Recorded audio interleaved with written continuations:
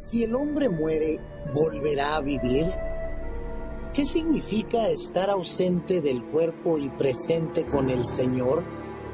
¿Fue Jesús con el ladrón al paraíso el Viernes Santo? ¿Claman en realidad las almas de los muertos debajo del altar? El pastor Bo responde a estas y otras preguntas en la serie extraordinaria Textos Difíciles sobre el estado de los muertos. Oremos. Nuestro Padre y nuestro Dios, te damos gracias por el privilegio de encontrarnos una vez más en este lugar con el fin de escuchar tu voz, hablándonos a través de tu palabra. Pedimos, Padre, que tu palabra no regrese a ti vacía. Especialmente te ruego por aquellos que están viendo esta programación por televisión, que les des claridad de pensamiento para comprender tu voluntad. Te damos gracias por escuchar nuestra oración, porque te lo pedimos en el precioso nombre de tu Hijo, Cristo Jesús. Amén. En nuestro tema de hoy vamos a estudiar la terminología bíblica en cuanto a la vida y a la muerte. Y quiero empezar leyendo un versículo que encontramos en el libro de Génesis, el capítulo 35 y el versículo 18. Está hablando aquí del nacimiento de Benjamín, también conocido como Benoni. Fue hijo de Raquel, y la Biblia nos dice que cuando Raquel tuvo a Benjamín, ella murió. Así que quiero leer Génesis 35 y el versículo 18.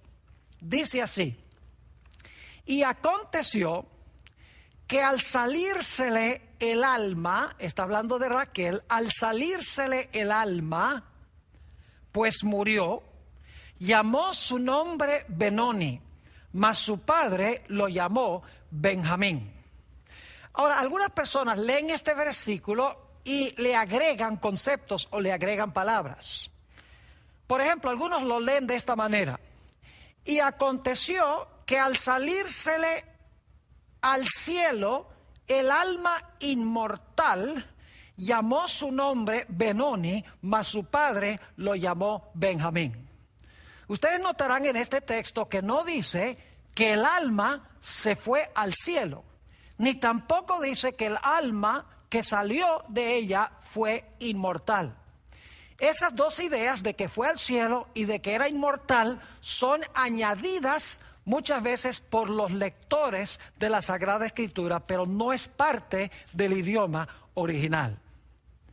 Ahora, antes de terminar nuestro tema de hoy, vamos a regresar a este versículo, pero lo vamos a hacer al final del tema, una vez que hemos explicado lo que significa el alma y lo que quiere decir la Biblia cuando habla de la salida del alma del cuerpo. Para entender el fenómeno de la muerte necesitamos en primer lugar comprender la creación, necesitamos comprender el don de la vida. Y el mejor lugar para comenzar es en Génesis, el capítulo 2 y el versículo 7, a donde Dios creó a Adán. Dice allí en Génesis 2:7, entonces Jehová Dios formó al hombre del polvo de la tierra y sopló en su nariz aliento de vida, algunas versiones dicen espíritu de vida, y fue el hombre un ser viviente. Otras versiones dicen fue el hombre un alma viviente. Ahora necesito explicarles algunas palabras que encontramos en este versículo. La palabra aliento que se usa aquí, que sopló en su nariz aliento de vida, es la palabra hebrea neshama. Y la palabra que se traduce ser viviente al español es la palabra hebrea nefesh. Ahora yo quiero que ustedes noten que Dios formó al hombre del polvo de la tierra, alentó en su nariz el soplo de vida y dice que el hombre llegó a ser, o el hombre fue, un ser viviente o un alma viviente.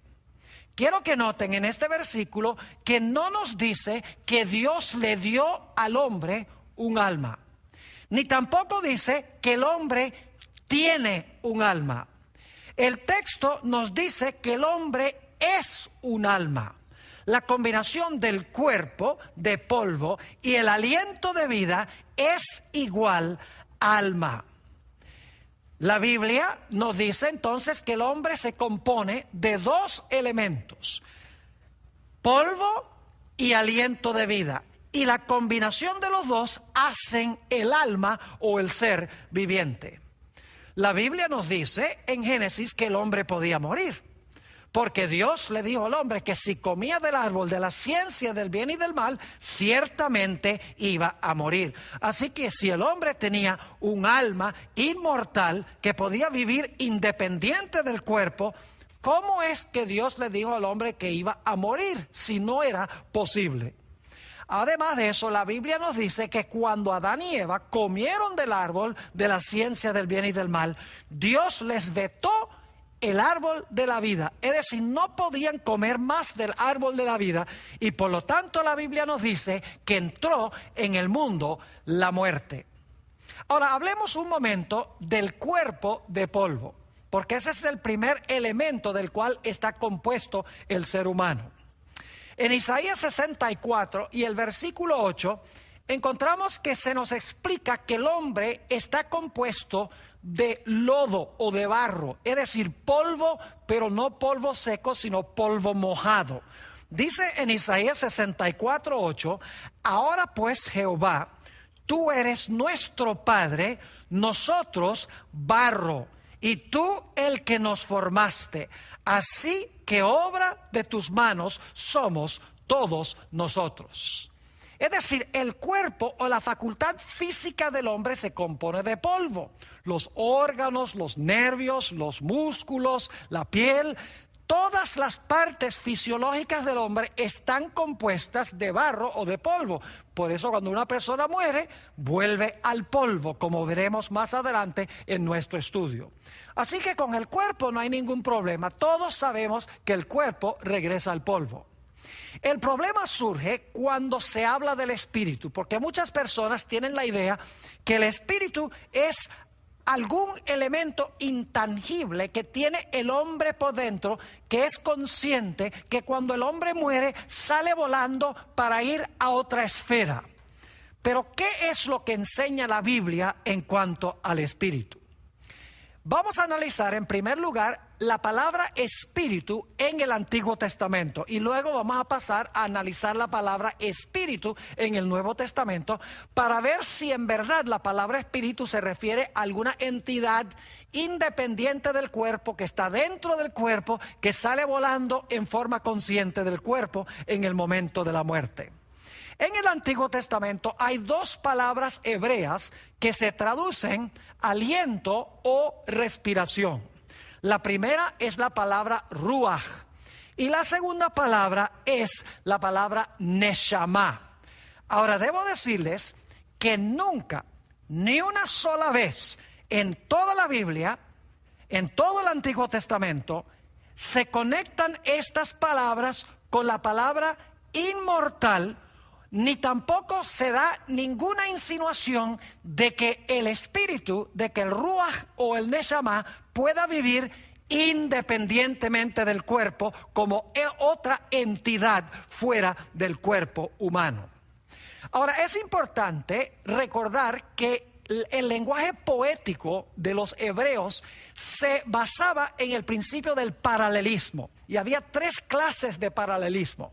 El paralelismo sinónimo, donde lo que se dice en la primera línea se repite en la segunda línea en diferentes palabras, pero el mismo pensamiento. Luego está el paralelismo antitético, donde lo que se dice en la primera línea, lo opuesto se dice en la segunda línea.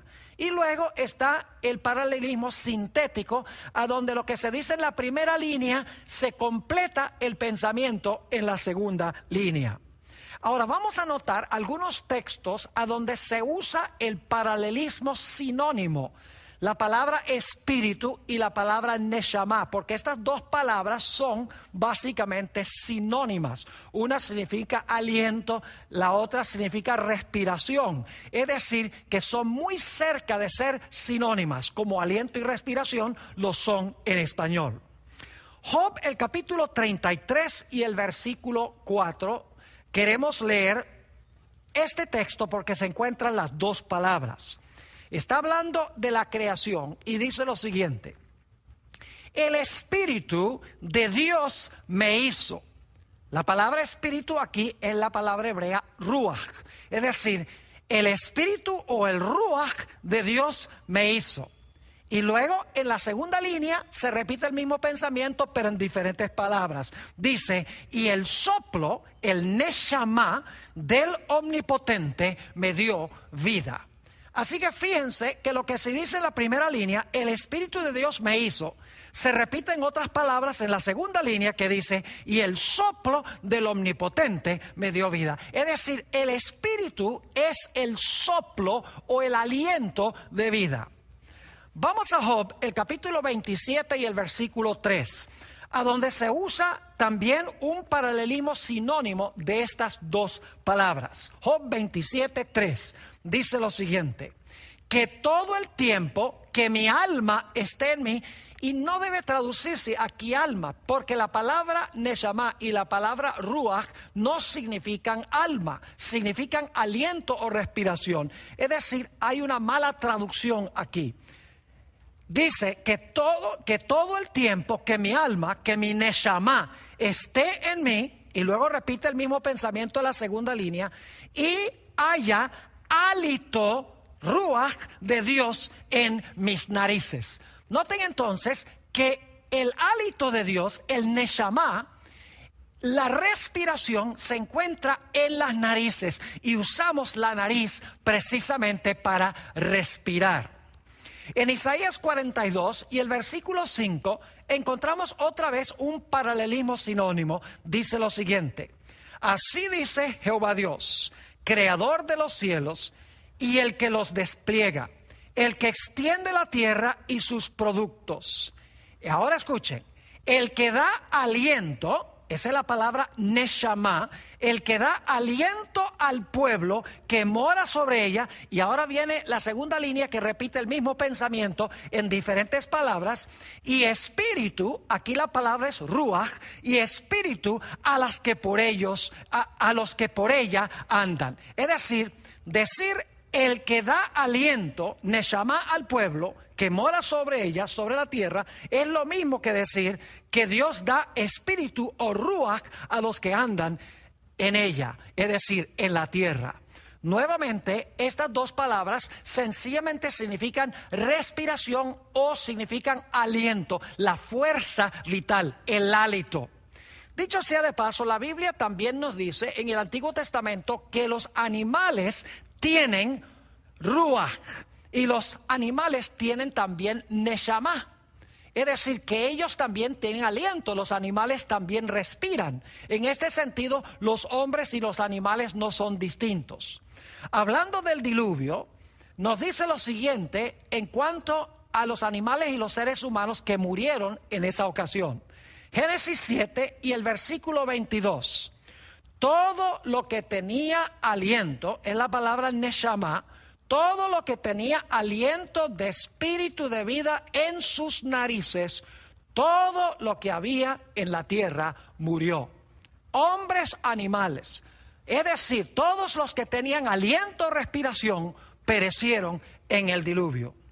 Es más, en Eclesiastés 3, 19 al 21, el sabio Salomón nos dice que el fenómeno de la muerte es igual en los seres humanos que en los animales, en lo que respecta a el aliento de vida y también el cuerpo. Dice en Eclesiastés 3 y el versículo 19, porque lo que sucede a los hijos de los hombres y lo que sucede a las bestias, un mismo suceso es. Como mueren los unos, así mueren los otros.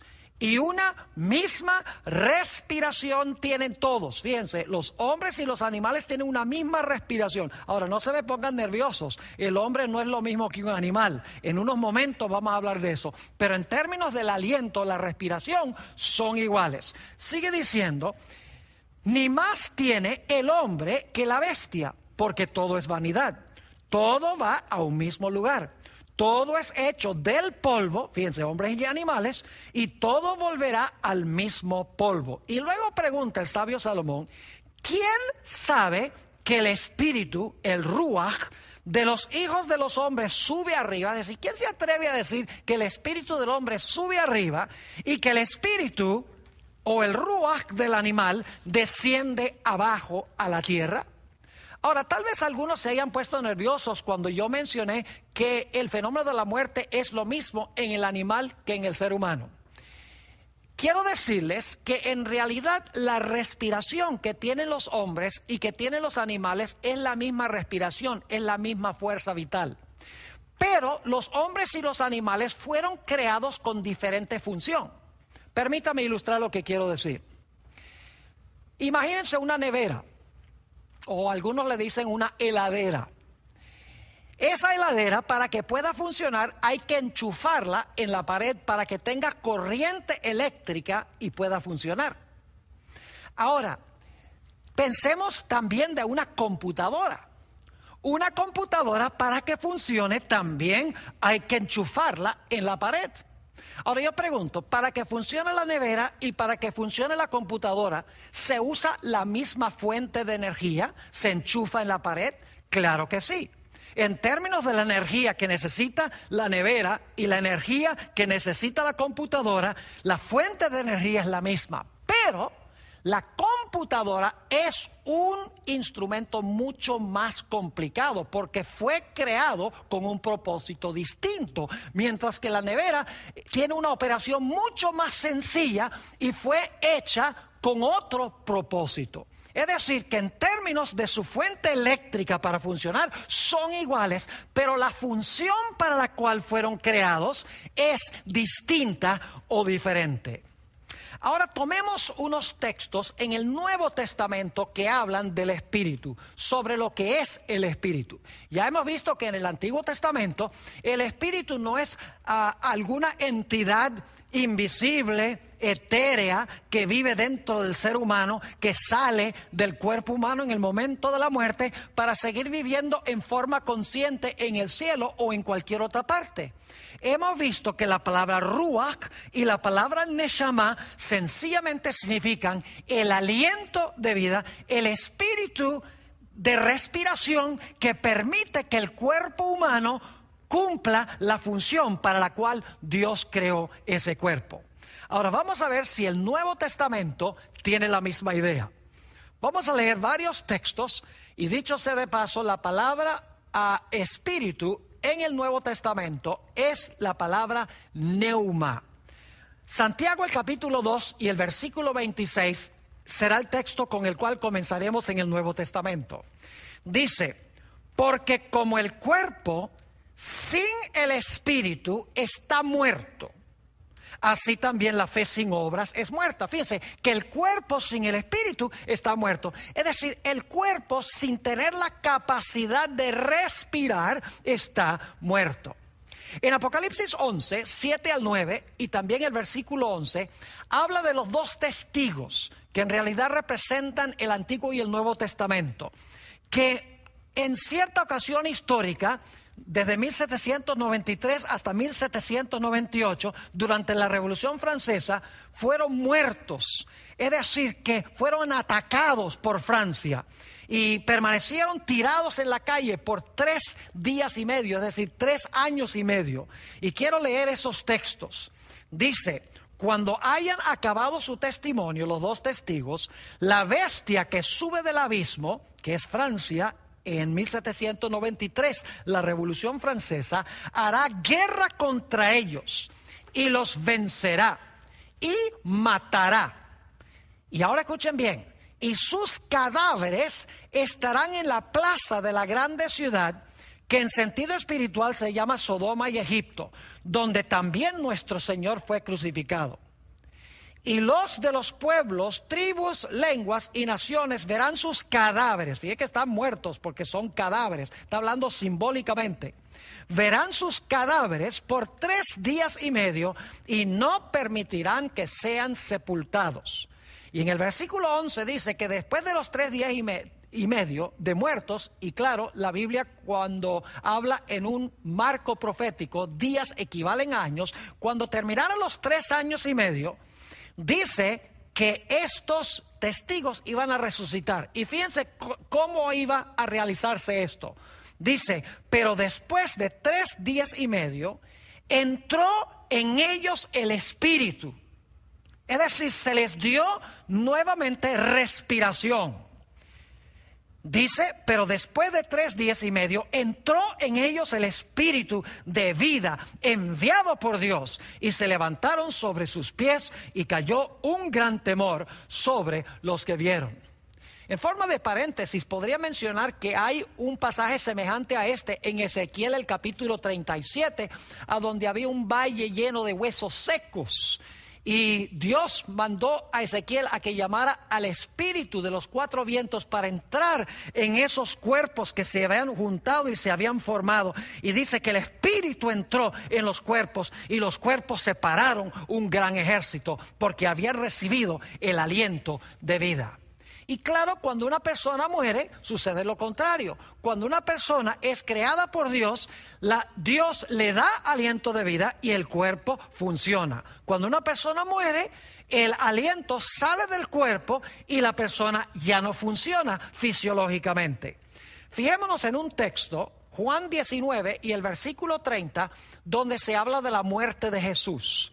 Dice, y cuando Jesús hubo tomado el vinagre, dijo, consumado es, y habiendo inclinado la cabeza, entregó el Espíritu. Esto sencillamente significa que cuando Jesús murió, expiró, dejó de respirar, ya no tenía el hálito vital para que las funciones de su cuerpo humano pudieran andar. Es decir, que cuando Dios crea, da el aliento. Cuando la persona muere, sale el aliento o sale la respiración. Así que hemos visto en el Antiguo y en el Nuevo Testamento que la palabra espíritu nunca se refiere a una entidad inmortal, nunca se usa para describir algo que puede vivir independientemente del cuerpo. En la Biblia, Antiguo y Nuevo Testamento, el espíritu es la fuerza vital que Dios le da al cuerpo de polvo para que el cuerpo pueda funcionar. Es como una computadora que se enchufa y ahora la computadora tiene energía para cumplir sus funciones. Pero alguno dirá, Pastor Bor, ¿qué podría usted decir del alma? Ciertamente el alma sí es una entidad inmortal que el hombre tiene por dentro. ¿No será así? El problema es que mucha gente cuando habla del alma está pensando en términos de la filosofía griega en vez de pensar en términos bíblicos. No nos interesa lo que dijo Platón y lo que dijo Sócrates, nos interesa lo que dice la Sagrada Escritura. Así que vamos a ver ¿qué dice la Biblia en cuanto al alma? En realidad, la palabra alma en el Antiguo Testamento, a donde vamos a ir primero, se traduce de diferentes formas al español. A veces se traduce persona, a veces se traduce vida, a veces se traduce inclusive alma. Y por eso mucha gente se confunde y dice, bueno, ¿qué es la traducción correcta? ¿Es vida? ¿Es alma? ¿Es persona? La respuesta es que todas estas traducciones están relacionadas muy estrechamente una con la otra. Voy a mostrarles ahora del Antiguo Testamento. Volvamos a Génesis 2:7, a donde se usa la palabra alma, nefesh, por primera vez en el Antiguo Testamento. Dice, entonces Jehová Dios formó al hombre del polvo de la tierra y sopló en su nariz aliento de vida, el neshama, y fue el hombre un nefesh. Es decir, fue el hombre un alma viviente o un ser viviente. Es decir, la palabra nefesh aquí significa un ser vivo, una persona que funciona, porque el cuerpo de polvo y el aliento de vida están juntos, y por lo tanto el hombre que tiene el polvo y el aliento juntos es un nefesh. Es decir, el alma no es parte del hombre, el alma es el hombre en su totalidad. Vamos a examinar rápidamente otros versículos del Antiguo Testamento que usan la palabra alma o la palabra nefesh. Génesis 14 y el versículo 21, esto es después que Abraham ayudó a reconquistar lo que había sido saqueado de Sodoma. Dice: entonces el rey de Sodoma dijo a Abraham: dame las personas y toma para ti los bienes. Fíjense qué interesante, toma para ti las personas. Saben que esa palabra personas allí es la palabra nefesh. Y algunas versiones dice: toma tú las almas. Y entonces cuando examinamos el texto nos damos cuenta que la palabra nefesh significa personas también. Entonces el rey de Sodoma dijo a Abraham: dame las personas y toma para ti los bienes. Es decir, devuélveme las personas y entonces tú te puedes quedar con los bienes. Deuteronomio 10 y el versículo 22 es parecido a esto. Dice allí en Deuteronomio 10, 22: con 70 personas, otra vez nefesh, con 70 personas descendieron tus padres a Egipto. Está hablando de Jacob, quien descendió con 70 personas. Y ahora Jehová te ha hecho como las estrellas del cielo en multitud. Fíjense nuevamente, la palabra nefesh se traduce personas, 70 personas, porque el nefesh es la persona en su totalidad. Génesis 12 y el versículo 5 habla de los movimientos de Abraham. Dice: tomó pues Abraham a Sarai su mujer y a Lot hijo de su hermano y todos sus bienes que habían ganado, y las personas, otra vez la palabra nefesh, las personas que habían adquirido en Harán, y salieron para ir a tierra de Canaán, y a tierra de Canaán llegaron. Nuevamente la palabra nefesh se traduce personas, seres vivientes en otras palabras. ¿Saben que la palabra nefesh también se traduce vida? Levítico 17 y el versículo 11 usa la palabra nefesh varias veces y les voy a explicar a dónde se usa. Dice: porque la vida, ese es nefesh, porque la vida de la carne en la sangre está, y yo os la he dado para hacer expiación sobre el altar por vuestras almas. Es la misma palabra que se tradujo vida al principio del versículo. Y luego sigue diciendo: y la misma sangre hará expiación de la persona. La palabra persona allí también es nefesh. Así que en un solo versículo se traduce la palabra nefesh, vida, se traduce almas y se traduce persona. En realidad, mis queridos amigos, un alma es una persona. Y un alma es una persona viva. Así que estas traducciones no se contradicen, sino que se complementan.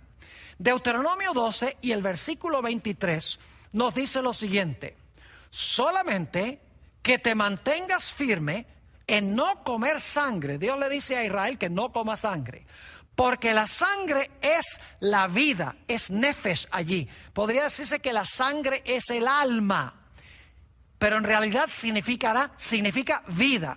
Y luego sigue diciendo en el versículo: porque la sangre es la vida, y no comeréis la vida juntamente con su carne. Aquí se traduce la palabra nefesh, vida, porque el nefesh o el alma es la persona viva. Primera de Reyes 19 y el versículo 10 encontramos que Elías se queja porque Jezabel está buscándolo para quitarle su nefesh, para quitarle su vida. Dice allí en Primera Reyes 19:10, él respondió: he sentido un vivo celo por Jehová de los ejércitos, porque los hijos de Israel han dejado su pacto, han derribado tus altares y han matado a espada a tus profetas, y solo yo he quedado, y me buscan para quitarme el nefesh, es decir, para quitarme la vida, traduce aquí. Obviamente no sería muy lógico decir para quitarme el alma en el sentido griego de la palabra. Aquí no se puede decir me están buscando para quitarme el alma, porque si el alma fuera invisible, como muchos piensan, ¿cómo podrían quitarle el alma a Elías? Sencillamente aquí está diciendo Elías que están tratando de quitarle su vida, están tratando de matarlo, según dice el mismo texto. Levítico 7 y el versículo 20 nos dice: pero la persona, ahí está nefesh, pero la persona que comiere la carne del sacrificio de paz, el cual es de Jehová, estando inmunda, aquella persona, otra vez la palabra nefesh, aquella persona será cortada de entre su pueblo. En el Salmo 22 y el versículo 20, David está clamando a Dios de que le salve su alma. Note lo que dice: libra de la espada mi alma. Y aquí se traduce en la versión del 60 alma. En realidad se podría traducir: libra de la espada mi vida. Es decir, si esto fuera un alma intangible, invisible, fantasmal, ¿cómo podría ser muerta por la espada? Es obvio que aquí una mejor traducción sería: vida. Libra de la espada mi vida, del poder del perro mi vida. Y es interesante que la versión del 60, la segunda vez que se usa nefesh, vida, al final del versículo se traduce vida, no alma. Es decir, hay inconsistencia en la forma de traducir estas palabras. En Ezequiel 18 y el versículo 4 dice: he aquí que todas las almas, la palabra nefesh se podría traducir todas las personas, todos los seres vivientes, son mías, dice Dios. Como el alma o como la vida del Padre, así el alma, otra vez nefesh, o la vida del Hijo es mía. El alma que pecare, esa morirá. Es decir, el ser vivo o la persona que pecare, esa morirá. Salmo 30 y el versículo 3 dice: oh Jehová, hiciste subir mi alma. Una mejor traducción sería mi vida. Fíjense, hiciste subir mi alma del Seol. El Seol es el sepulcro. Y luego dice: me diste vida para que no descendiese a la sepultura. Es decir, hacer subir el alma del salmista es lo mismo que darle vida y no permitir que descendiese a la sepultura. Nuevamente, la palabra nefesh significa ser viviente, significa vida o significa persona. Salmo 49 y el versículo 15 dice: pero Dios redimirá mi vida, y aquí se traduce vida en la versión del 60 correctamente. Pero Dios redimirá mi vida del poder del Seol, es decir, del poder del sepulcro, porque Él me tomará consigo. ¿Saben que los animales también son almas según la Sagrada Escritura? Porque son seres vivientes. Dice en Génesis 1 y el versículo 21: y creó Dios los grandes monstruos marinos y todo ser viviente. Esa es la palabra nefesh. Todo ser viviente que se mueve, que las aguas produjeron según su género, y toda ave alada según su especie, y vio Dios que era bueno. Es decir, que en el Antiguo Testamento la palabra nefesh, que se usa centenares de veces, sencillamente significa ser viviente, vida o persona. Ahora, ¿qué diríamos del Nuevo Testamento? Obviamente la palabra en el Nuevo Testamento ya no es nefesh, la palabra griega es suje, de donde viene la palabra psicología. Analicemos algunos textos del Nuevo Testamento que usan la palabra alma para ver si concuerda con la idea del Antiguo Testamento. Primera de Corintios, el capítulo 15 y el versículo 45, está hablando de la creación de Adán y cómo se compara Cristo con él. Dice: así también está escrito: fue hecho el primer Adán alma viviente. Esa es la palabra suje. Es la misma expresión que se usa en Génesis 2:7. Dice: fue hecho el primer Adán alma viviente. Es decir, una persona, un ser viviente. El postrer Adán, espíritu vivificante, porque el segundo Adán da vida. Noten Hechos 2 y el versículo 25 al 27, que está citando el Salmo 16 y el versículo 10. Dice en Hechos 2, 25 al 27: Porque David dice de él, es decir, de Jesús: veía al Señor siempre delante de mí, porque está a mi diestra, no seré conmovido. Por lo cual mi corazón se alegró y se gozó mi lengua. Y aún mi carne descansará en esperanza. Ahora fíjense, aunque David está diciendo estas palabras, se las está aplicando a Jesús, quien iba a levantarse más de 1000 años después. Jesús es el que está diciendo: aún mi carne descansará en esperanza. Y luego dice: porque no dejarás mi alma en el Hades. Hades es lo mismo que Seol, significa sepulcro. No dejarás mi alma, que mejor traducción sería mi vida, en el Hades, ni permitirás que tu santo vea corrupción. Y la razón es muy clara: Jesús iba a resucitar y su cuerpo no iba a ver corrupción. Noten Hechos 27 y el versículo 22. Hechos 27 y el versículo 22. Aquí el apóstol Pablo está hablando de un naufragio. Y fíjense lo que declara. Habla a la gente en el barco: pero ahora os exhorto a tener buen ánimo, pues no habrá ninguna pérdida de vida. Fíjense que ahí la palabra suje se traduce vida correctamente. No sería correcto traducirlo alma. No habría pérdida de alma. Es mejor decir: no habrá pérdida de vida entre vosotros, sino solamente de la nave. Mateo 2, 19 y 20, hablando del nacimiento de Jesús. Dice: pero después de muerto Herodes, he aquí un ángel del Señor apareció en sueños a José en Egipto, diciendo: levántate, toma al niño y a su madre, y vete a tierra de Israel, porque han muerto todos los que procuraban la muerte del niño. Fíjense qué interesante esta traducción. Dice: todos los que procuraban la muerte del niño ya no están, es decir, han muerto ellos.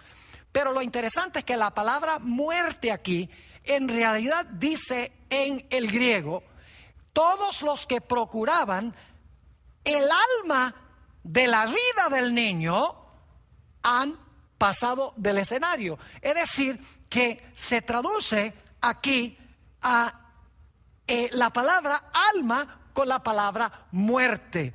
Es decir, dice: porque han muerto los que procuraban la vida o los que procuraban el alma del niño. Una mejor traducción, claro, de la palabra es los que buscaban la vida del niño. Mateo 20 y el versículo 28 nos habla de la obra de Jesús. Dice allí: como el Hijo del Hombre no vino para ser servido, sino para servir y para dar su vida, otra vez la palabra suje, para dar su vida en rescate por muchos. No tendría mucho sentido decir que Jesús vino a dar su alma. Una mejor traducción es como la que se da en la Reina Valera del 60, donde dice: para dar su vida en rescate por muchos. Es decir, la palabra alma, la palabra suje en el Nuevo Testamento significa vida o significa persona, significa ser viviente, igual que en el Antiguo Testamento. Noten Juan 10 y el versículo 11, donde está hablando de Jesús, el buen pastor.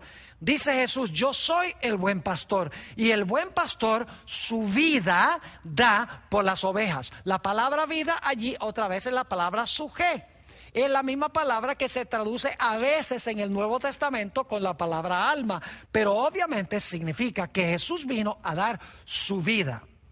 En Hechos 15, 26 se habla de Pablo y Bernabé. Muchas veces arriesgaron sus vidas. Y dice allí en Hechos 15, 26 que Pablo y Bernabé fueron hombres que han expuesto su vida. Otra vez la palabra suje, que se traduce a veces en el Nuevo Testamento alma, pero aquí se traduce correctamente vida.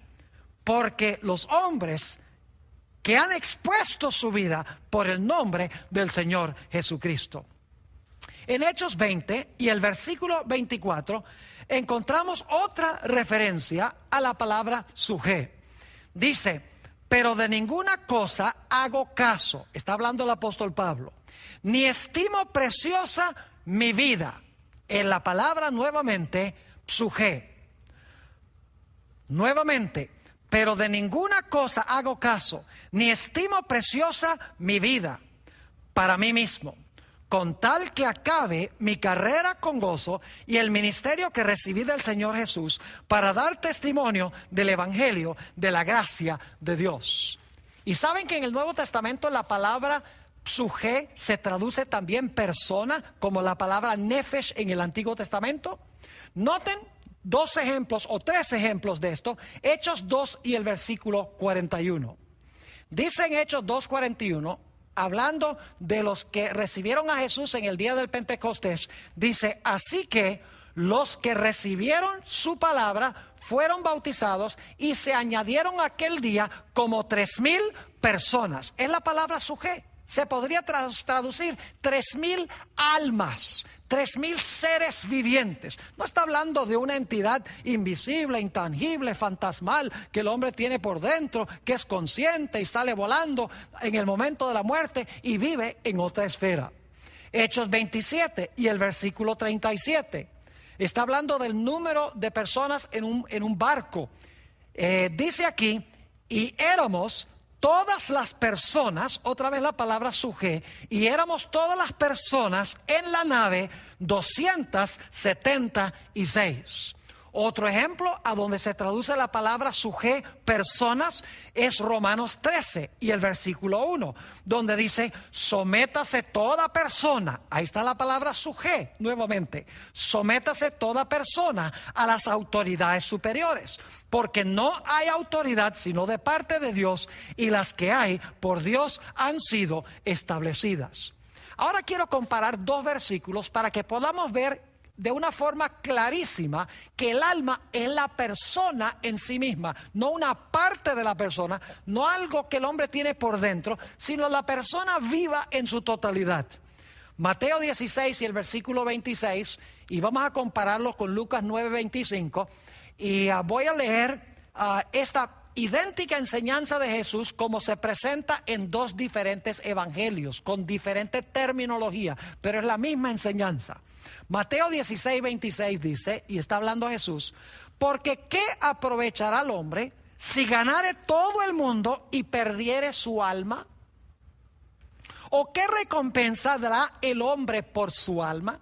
¿Saben ustedes que podría traducirse muy fácilmente esto aquí? Porque ¿qué aprovecha el hombre si ganare todo el mundo y perdiere su vida? ¿O qué recompensa dará el hombre por su vida? Pero la versión del 60 traduce alma aquí. ¿Y qué es el alma en este versículo? Vamos al versículo que les mencioné que íbamos a comparar con este. Lucas 9 y el versículo 25. La misma enseñanza de Jesús, pero en otras palabras. Dice: pues ¿qué aprovecha el hombre si gana todo el mundo y se destruye o se pierde a sí mismo? Fíjense que Mateo dice perdiere su alma, en Lucas dice se pierde a sí mismo. Es decir, que el alma soy yo mismo, el ser viviente o la persona. Es interesante notar la muerte de Herodes el Grande, que la Biblia dice que fue comido por gusanos.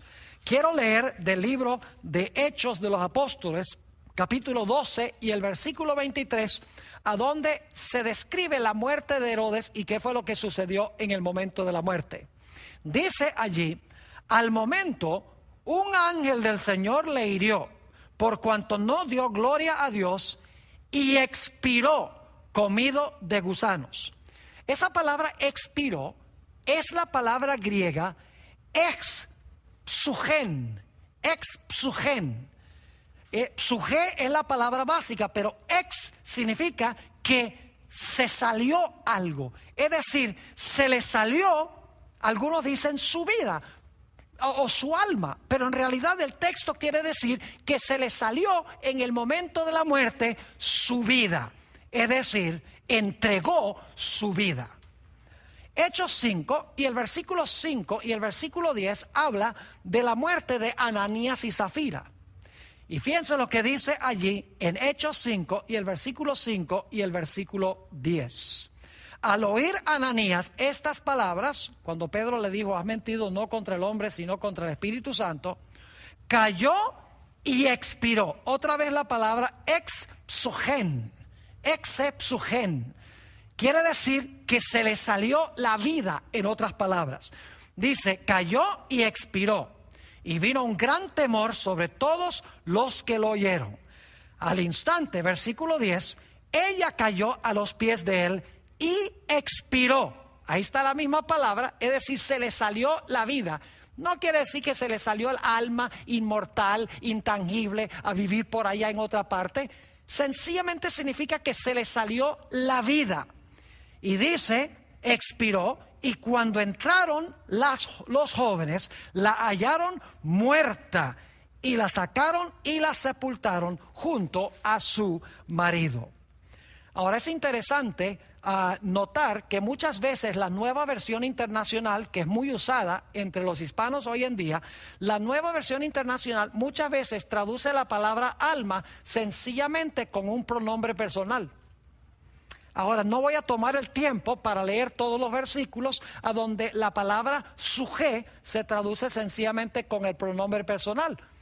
Es decir, el alma soy yo, el alma eres tú. Y vez tras vez, la Nueva Versión Internacional usa el pronombre cuando se usa la palabra alma. Es decir, el alma es la persona, soy yo, eres tú y es él.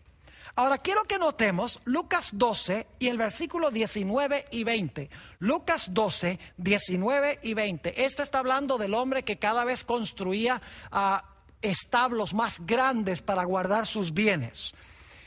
Fíjense lo que dijo este hombre, Lucas 12, 19 y 20. Esta es de la versión Reina Valera del 60. Dice este hombre, y diré a mi alma.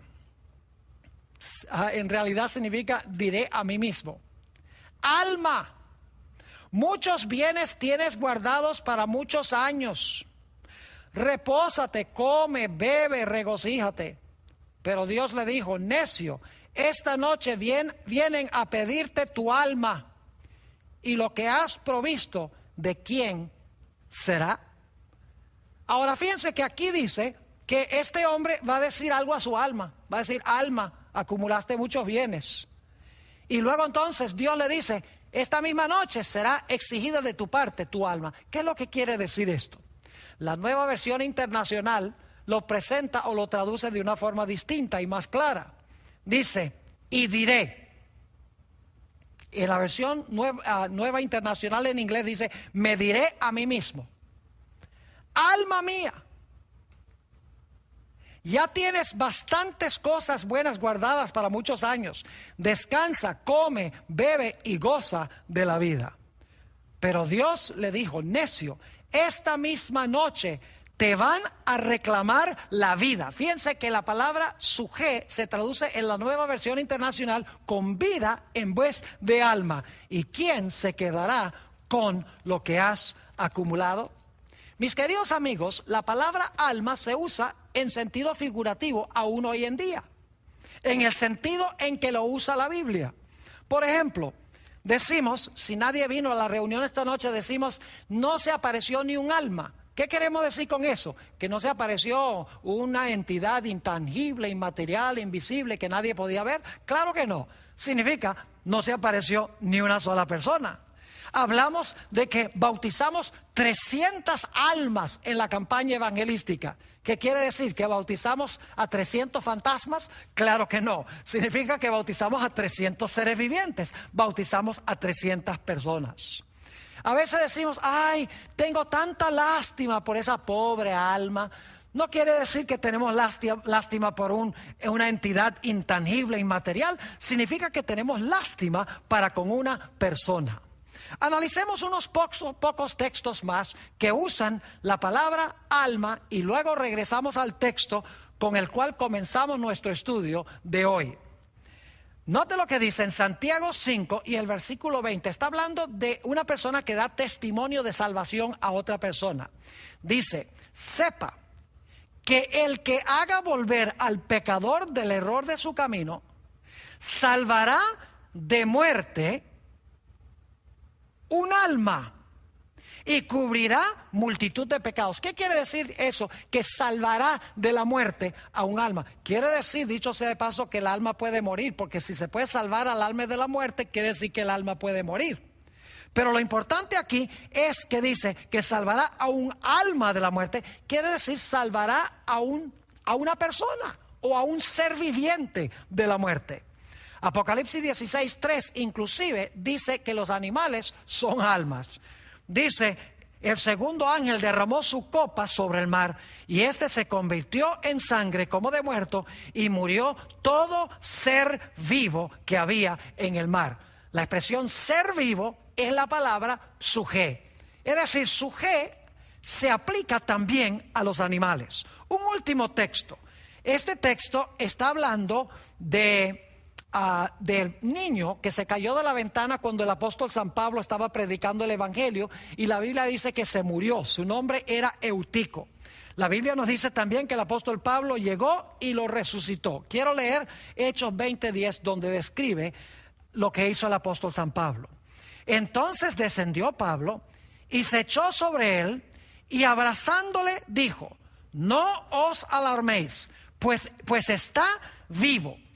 En realidad en el griego dice su sujé está dentro de él. Es decir, está vivo, tiene la vida dentro de él. Ahora quiero que regresemos al texto con el cual comenzamos nuestro estudio de hoy. Génesis, el capítulo 35 y el versículo 18. Y ahora que hemos estudiado los términos o la terminología bíblica, será más fácil comprender Génesis 35 y el versículo 18. Está hablando nuevamente de la muerte de Raquel cuando tuvo a su hijo Benjamín. Dice, y aconteció que al salírsele el alma, algunos dicen, cuando el alma se fue allá al cielo, el alma inmortal se fue al cielo. Eso no es lo que dice. Dice que al salirse el alma, sencillamente a la luz de lo que hemos estudiado, significa que se le estaba saliendo la vida, se le estaba disipando la vida. Y aconteció que al salírsele el alma, y luego explica qué es salir el alma. Dice, pues murió. Llamó su nombre Benoni, mas su padre lo llamó Benjamín. Mis apreciados hermanos y amigos, la Biblia es clara de que cuando una persona muere, todo el ser muere.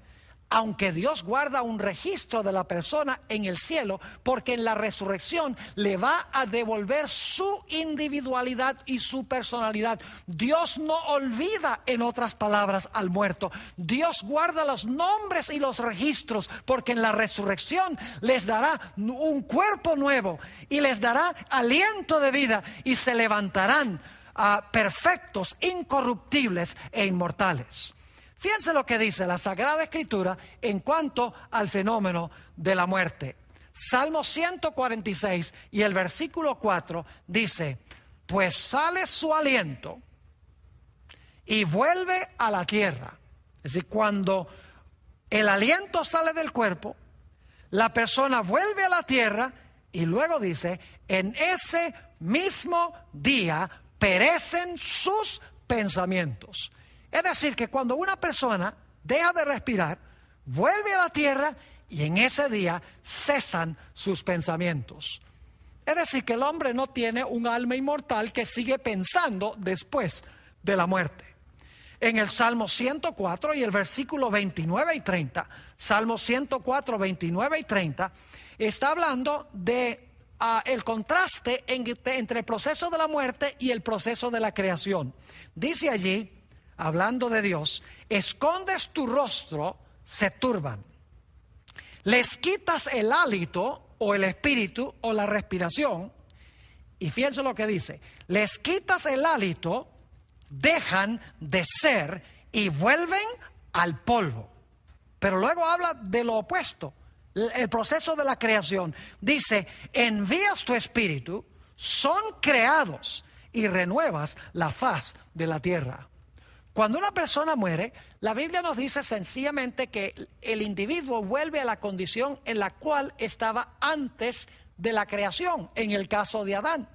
Dice en Génesis 3 y el versículo 19, cuando Dios pronunció sentencia contra Adán, con el sudor de tu rostro comerás el pan hasta que vuelvas a la tierra, porque de ella fuiste tomado, pues polvo eres y al polvo volverás.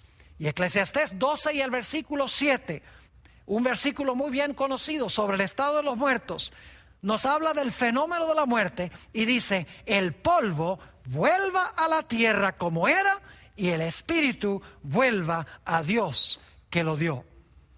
Es decir, la Sagrada Escritura es clara en cuanto a este asunto.